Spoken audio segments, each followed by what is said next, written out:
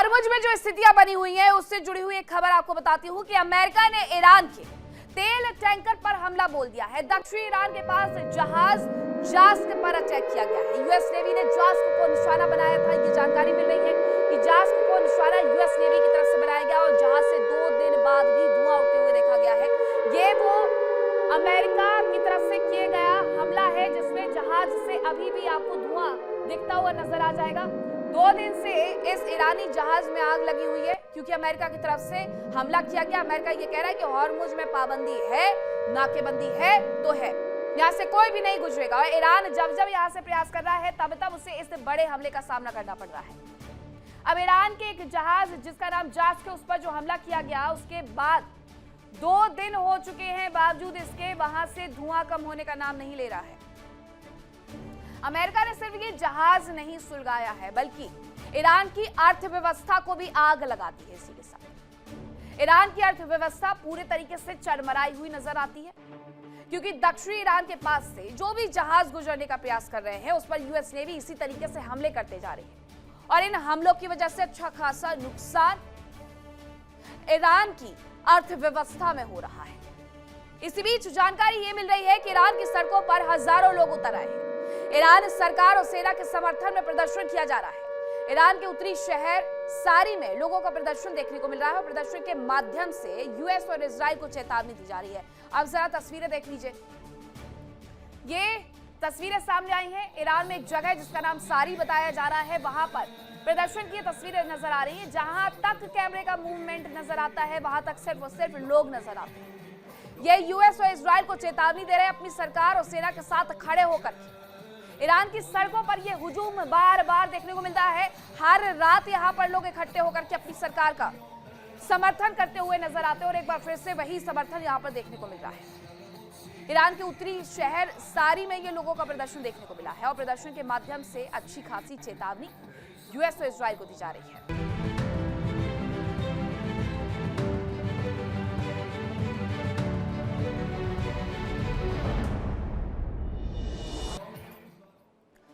तो ये 2 खबरें हैं कि किस तरीके से भले ही कहने के लिए, हालांकि अब ये कहा जा रहा है डोनाल्ड ट्रंप की तरफ से कि ये वेंटिलेटर पर है युद्ध विराम, ये सपोर्ट सिस्टम कभी भी वो हटा सकते हैं। तो ये कहने वाला जो युद्ध विराम लगा हुआ है उन सब के बीच में यूएस नेवी ईरान की अर्थव्यवस्था को डिगाते हुए नजर आ रही है। बीच मझधार में इस तरीके से हमले किए जा रहे हैं कि या तो ये जहाज वापस लौट जाए और अगर नहीं लौटते हैं तो ये यहीं डूब जाए और इस तरीके से उनके व्यापार को अच्छा खासा नुकसान वो पहुंचा दे। लेकिन ईरान के लोग अभी भी अपनी सरकार के साथ, सेना के साथ मजबूती से खड़े हुए नजर आते हैं।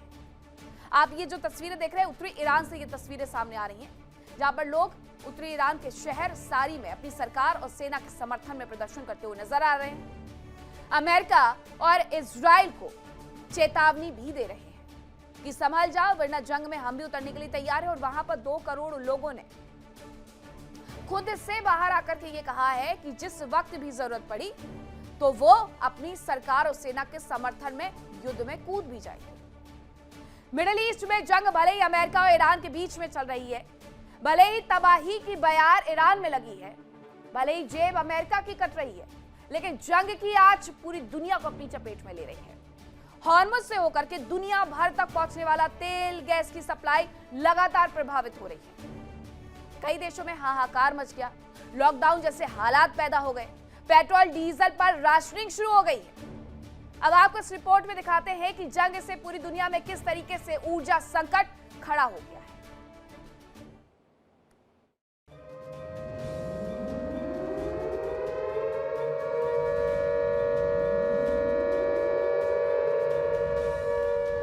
अट्ठाईस फरवरी को शुरू हुई ईरान और अमेरिका की जंग और हॉर्मुज स्ट्रेट बंद होने के बाद दुनिया अब बड़े ऊर्जा संकट का सामना कर रही है।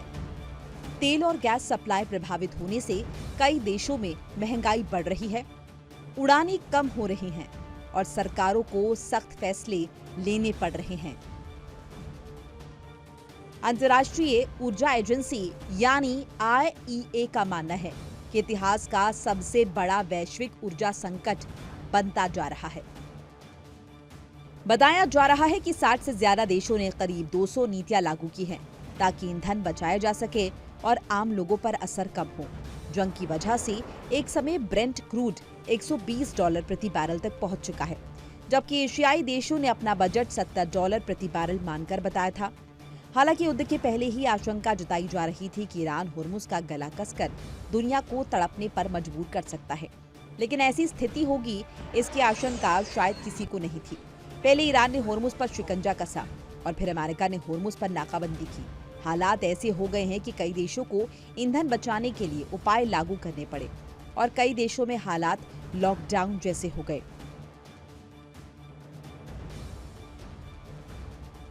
फिलीपींस ने ईंधन बचाने के लिए 4 दिन का वर्क वीक लागू कर दिया है। गरीब परिवारों को सब्सिडी दी गई है, लेकिन ऊंची ऊर्जा कीमतों की वजह से कारोबार और बाजार की रफ्तार धीमी पड़ गई है। थाईलैंड ने डीजल पर दी जा रही सरकारी सब्सिडी खत्म कर दी। अब सरकार दूसरे खर्चों में कटौती कर रही है।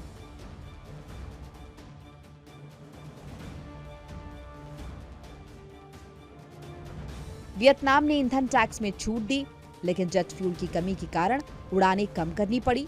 इससे पर्यटन उद्योग पर असर पड़ा, जो देश की जीडीपी का करीब 8% है। वियतनाम ने तेल की कीमतों को कंट्रोल करने के लिए अपने फ्यूल प्राइस स्टेबलाइजेशन फंड का इस्तेमाल किया।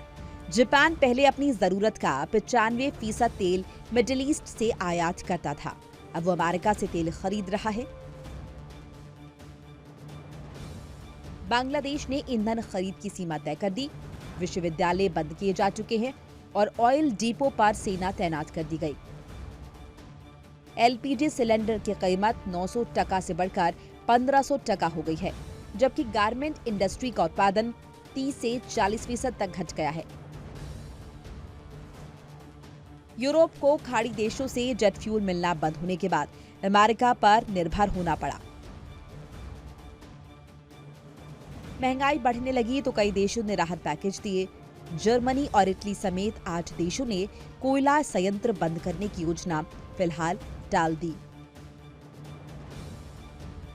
यूनाइटेड नेशन डेवलपमेंट प्रोग्राम यानी यूएनडीपी के मुताबिक संकट से एशिया प्रशांत क्षेत्र को तकरीबन $299 अरब यानी लगभग 29.9 लाख करोड़ रुपए का नुकसान हो सकता है। करीब 88 लाख लोग गरीबी की तरफ जा सकते हैं। एक्सपर्ट्स का कहना है कि अगर होर्मुज स्ट्रेट जल्द नहीं खुला तो आने वाले महीनों में ईंधन, बिजली, इंटरनेट, खाद और ट्रांसपोर्ट सभी और ज्यादा महंगे हो सकते हैं। Bureau report, India daily.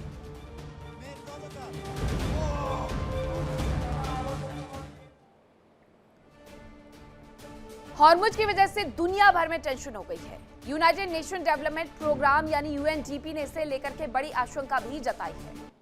आशंका ये जताई गई है कि एशिया प्रशांत क्षेत्र को करीब $299 अरब का नुकसान होगा।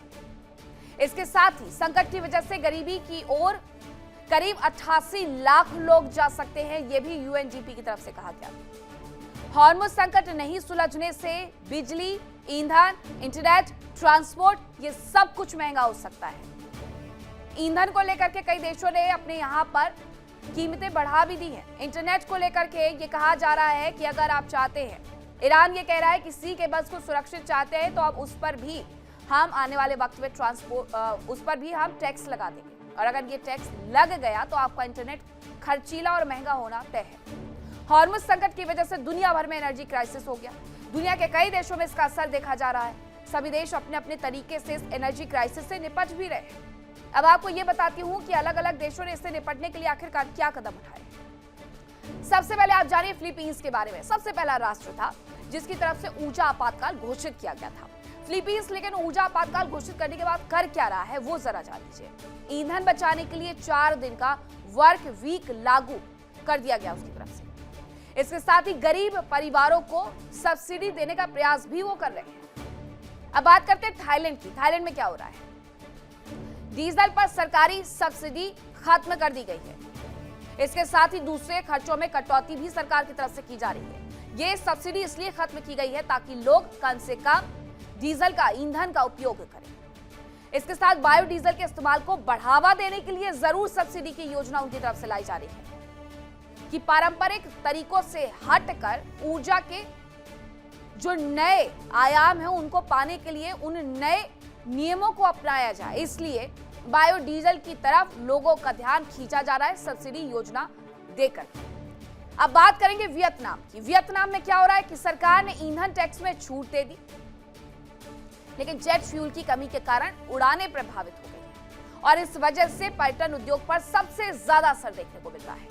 वियतनाम हो या थाईलैंड हो या फिर फिलीपींस हो, हर जगह टूरिज्म पीक पर होता है, लेकिन टूरिज्म सबसे ज्यादा प्रभावित हो रहा है ईंधन की कमी की वजह से। तेल की कीमतें कंट्रोल करने के लिए फ्यूल प्राइस स्टेबलाइजेशन फंड का इस्तेमाल वियतनाम की सरकार की तरफ से किया जा रहा है। जापान भी ऐसा पीछे नहीं है। जापान हालांकि अपनी जरूरत का 95% तेल मिडिल ईस्ट से खरीदता है और जापान अब अमेरिका से तेल खरीद रहा है, उसकी मजबूरी है ये। लेकिन इसकी वजह से जापान पर शिपिंग लागत और समय दोनों में बढ़ोतरी देखी जा रही है। पाकिस्तान के हाल तो इससे भी ज्यादा खराब हो गए। पाकिस्तान में पेट्रोल और डीजल की कीमतों में रिकॉर्ड बढ़ोतरी हुई है, महंगाई बढ़ गई है। मई में पेट्रोल की कीमत 414.78 पाकिस्तानी रुपए प्रति लीटर हुआ करती है। हाई स्पीड डीजल की जो कीमत है वो 414.58 पाकिस्तानी रुपए प्रति लीटर। और बीते 3 महीने की अगर बात की जाए तो पेट्रोल हो डीजल हो, दोनों के दामों में करीब 64% का इजाफा दर्ज किया गया है। सरकार ने 4 दिन का वर्क वीक लागू करके आधे सरकारी कर्मचारियों तक को वर्क फ्रॉम होम करा दिया है। चीन क्या कर रहा है? चीन ईंधन और उर्वरक निर्यात सीमित कर रहा है। मार्च महीने में ही उसने पेट्रोल और डीजल का निर्यात रोक दिया था पूरे तरीके से। अब बात करते हैं इंडोनेशिया की। इंडोनेशिया ने एलएनजी निर्यात पर रोक लगा दी है क्योंकि उन्हें खुद आवश्यकता है।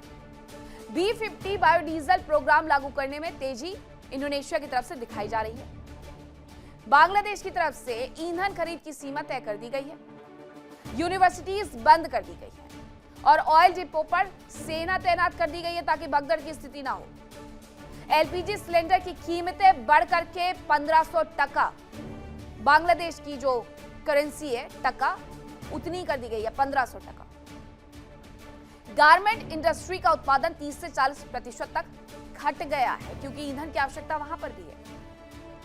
अब भारत के एक और पड़ोसी मुल्क नेपाल की बात करते हैं, जहां खाली एलपीजी सिलेंडर में केवल आधी गैस भरना है, ऐसा फैसला लिया गया है और स्टॉक को ज्यादा समय तक चलाने के लिए यह फैसला लिया गया है। इसके साथ ही मार्च में ही रसोई गैस पर राशनिंग की शुरुआत कर दी गई है।